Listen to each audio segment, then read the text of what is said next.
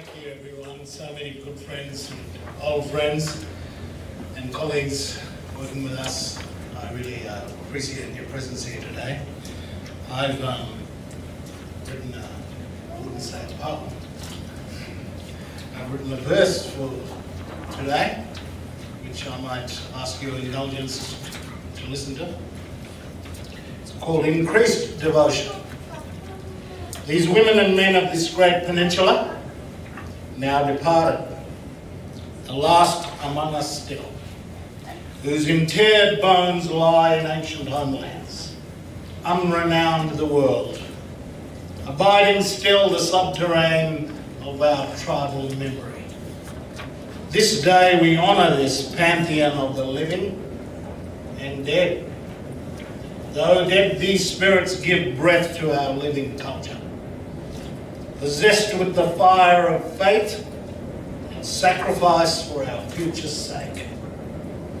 Bummer, so brave, Jawangara, so filial, they dug these wells.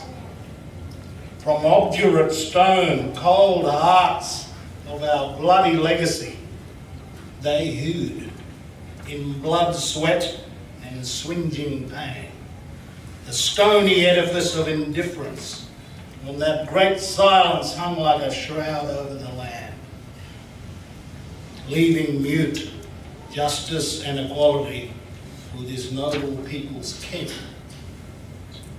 We are come with heavy hearts and swelling tears of memory, love, and incommensurate privilege, undeserving compared to their deep privations. Faces set strong against despair and hope's loss. The ceaseless struggle. Steadfast patience and belief to cross Jordan to our promised lands, so our great children will know themselves and stand the immemorial footprints of their forebears, mixed in the sovereign dust of native inheritance. We come to honour. For the world will scarce remember and never reverence our own. Duty falls upon us to rededicate the hallowed lore of our traditions, of these heroes never to lose memory. Never let their names and more pass from eternal gratitude. Will they be our inspiration?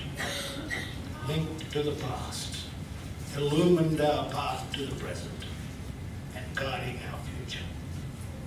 No people can prevail without memory. There can be no culture without orthodoxy. Without communal soul force, we perish, and be Aboriginal no more to this land. And so we bow our heads today in honour and praise to these whose love brought new succour, new hope, whose deep roots lie anchored in the radical soil of our forefathers. But hearken, today is great sadness and great beseeching, forgiveness with great guilt. How can people granted with free hands such vivid wealth and easy pleasure, brighter prospects furnished in our daily bread, ensconced in restoration of our entitlements, the battle not yet won, but far too advanced.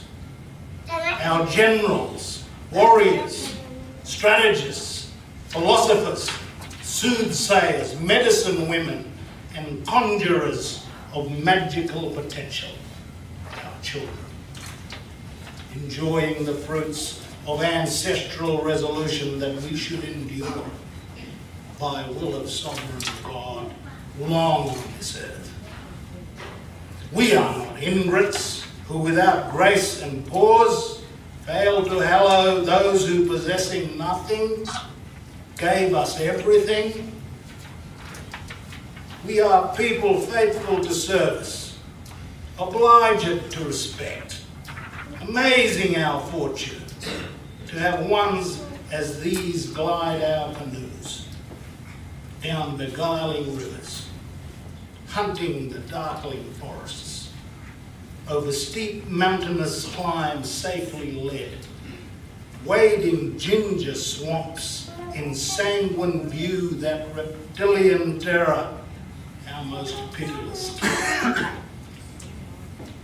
Our leader, this man, this colossal man of Nakayanka, oh, vanished youth, spent never so propitiously as at this mighty man's feet, Black Moses. Among that band Zorzi called the greatest generation. Yeam of that river, Holroyd, fierce friend to all things good, implacable foe of injustice, in old age unyielding. Shades of youthful vigor still, Michelangelo's David in late evening repose. Obsidian skin in ritual scars, barricades with such a man we gamely stormed. Next him his brother, who swallowed the taipan's eyes. Blue-eyed visionary, namesake totem, from Musgrave marched. A child in chains, wrenched his mother's arms. Stolen boy, old woman's wretched tears on infant footprints, wailing cold campfires of happier memories. To therefore, that statesman, Hobson, natural rhetorician, launched soaring this movement, cadenced with deep culture and evangelical infusion, the Baal Mission's most illustrious all-soul scholar. From that river Nesbit, power of stunning argument. To his right, that wise warrior of the Y clan, charismatic philosopher general of Kiwi, hard of countenance, generous of heart, wielding fighting authority from fighting people, the weak. The Dutch of Duifken, expelled by fierce fathers four, than his no greater battle imprimatur. No more sage tender of solicitude, like Pericles, urging patriots to civic duty, on behalf righteous cause. Leadership, his presence all aspect exudes. This poor song can't scant number all, this pantheon in lapidary memorial. Jacko, Gordon, Foote, Pablo, Creek, Bassini, Lawrence, Brumby, Blanco, Gropion, Hall, George, Musgrave, Flinders, Armat, Dima, Port, Tarpencha, Chillago, Short Joe, Paulo, Omino, Bosun, Wasaga, Sellers, Nelson, Liddy, Hollingworth, Guevara, Aiken, Friday, Burchill, Pulka, Darkin, McLean, Salt, Patterson, Michael, Ross, Pearson, Ngalameta, Wybo, Walker, Ross Kelly, Gibson, Hart, Thankupi, Kerendon, Putjamanga, Kawata, Tyban Wumpa, Shepperton, Rosendale, Wooler, Wombang, Brumby, Lakefield, Keppel, and more. Prodigious remembrance and copious gratitude. At their hands the sweet water of justice flowed, struck from parched stone, slaking thirst on rivers of their sweat. Oh, forget these names not. Our children fortify with their memory.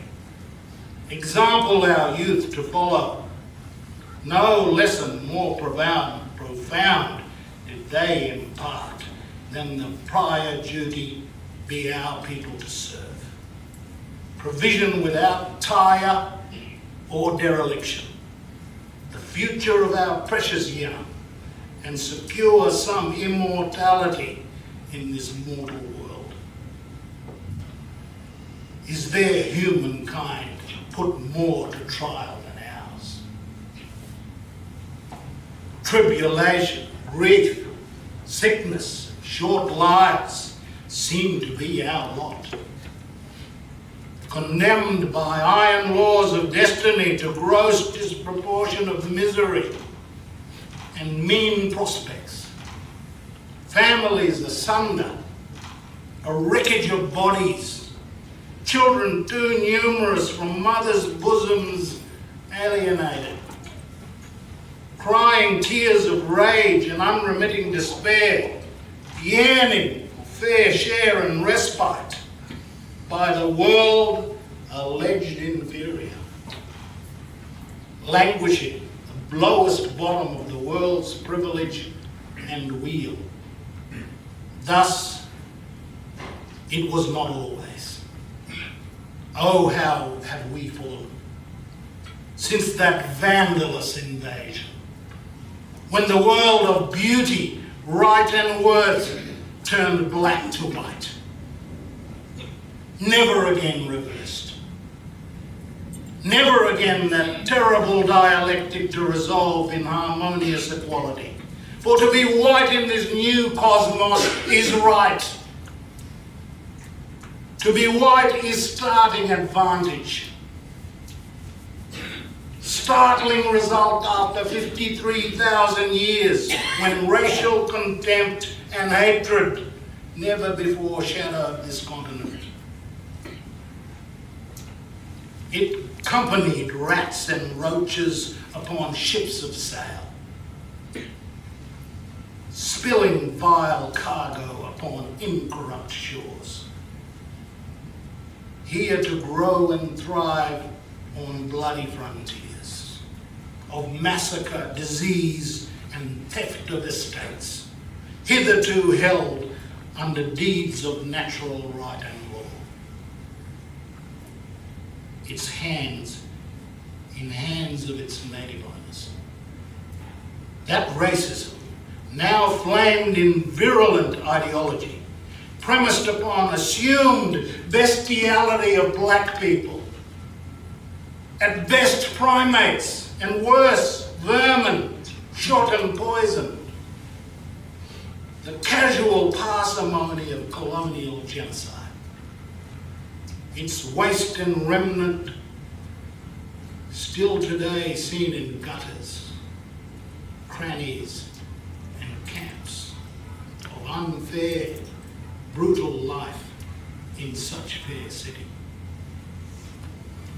It was into this doleful interregnum, since loss of paradise and descent into perdition, and their parents' struggle for survival out of ashes, the greatest generation came.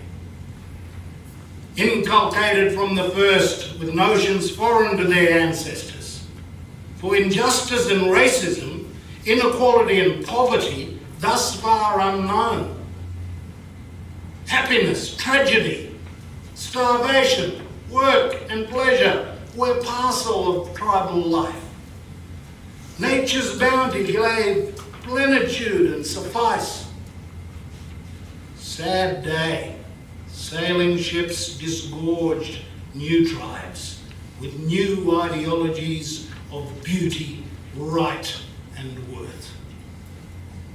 When novel discovery of racial hierarchy, apartheid, and imperial right of Europe to world dominion became the mind frame of these elders, politics entered our world. Tribal politics always here, but this new politics, when peoples driven diverse ways after Babel turned the reverse, imperial plunder and colonial usurpation crushed the splendid isolation of tribes and shrunk the earth. It fell this pantheon to lead from these vales of strife and ruin, the pilot light of vision and start the long climb to sunnier uplands. Their work and determination of arduous cliffs of cold, unforgiving granite, with hope our only engine, and animations of doubt grasping from every crevasse, tripping our path, impeding our progress, jealousing our future, envying earth's most wretched. How perverse to resent the lowliest better lives. No matter these travails, these elders set us on the path of righteousness, to ever rail against injustice and prejudice. All gains made these years since are to their spirits owed. Base camp recedes far below us, but the summit we seek clouds obscure. Danger and calamity still challenge our path ahead, but this odyssey will never pause till our last child can choose a life she has reason to value. One word of warning. We today sail harvest straits, siren songs on every side. The cause these elders their lives dedicated, imperiled because those following know little of struggle and fight. Sacrifice is not their ken.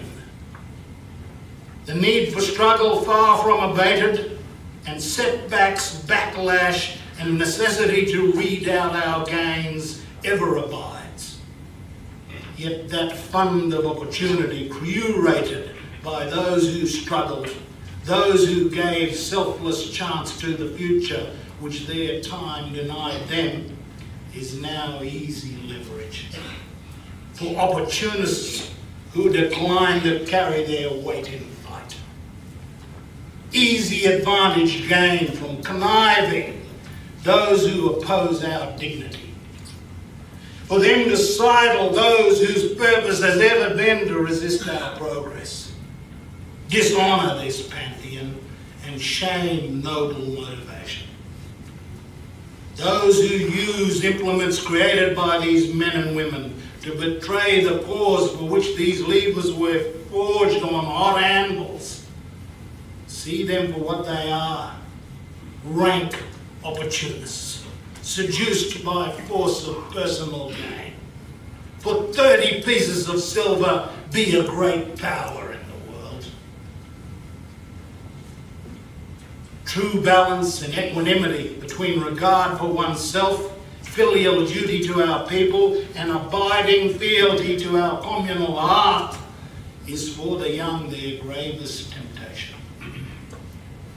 Those who guise individual gain at communal expense will rankle this inheritance and dishonour our elders.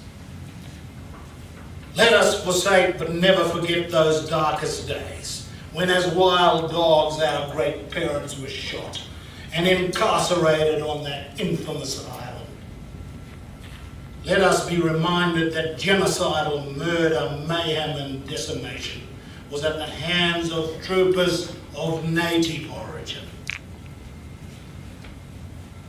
Cavalries of Judas on horseback, who tracked and hunted, bludgeoned and chained, and sold out for rations and a mess of pottage their own people.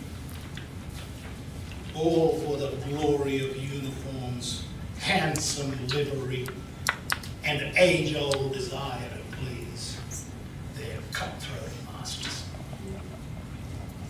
How could such people oppose the native title of their brethren and tear down the educational chances of their own children? To be new pack horses for an old colonial cause.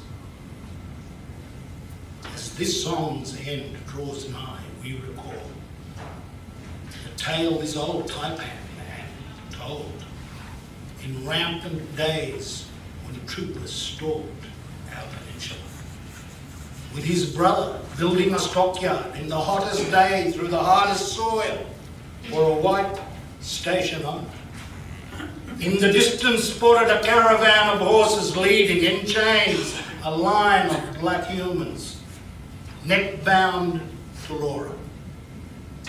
Here comes another mob, they dryly observed, that miserable sight of human bondage. Native troopers on horseback led the chained gang, walking, white sergeant in lead.